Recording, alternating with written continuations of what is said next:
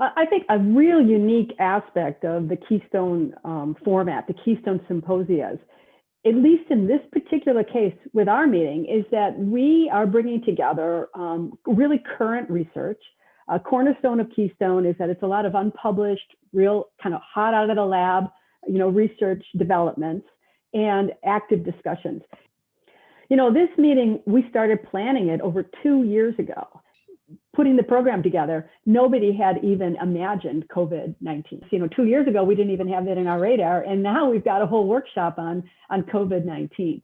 We put together a workshop. We have 2 clinicians, one who is looking at patients with type 2 diabetes and who are getting COVID, and someone looking at type 1 patients that are getting COVID and seeing why is there increased mortality rate or even more severe disease with COVID with people with diabetes. There's also now this whole growing controversy in the field about is COVID actually inducing the disease, especially with type 1? Is it causing an autoimmune response? Is it affecting the beta cells? So we're hoping that this is going to be a lively discussion in the workshop where people who are actually seeing patients and people who are doing the research to try and come to maybe not a consensus, but to see all the different points of view about how COVID is affecting people with diabetes.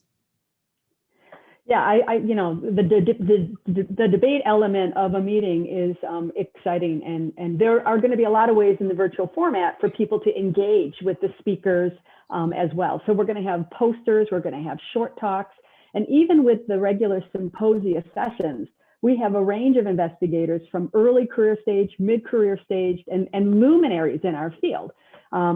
We will be having a keynote lecture by Morris White, who discovered IRS2.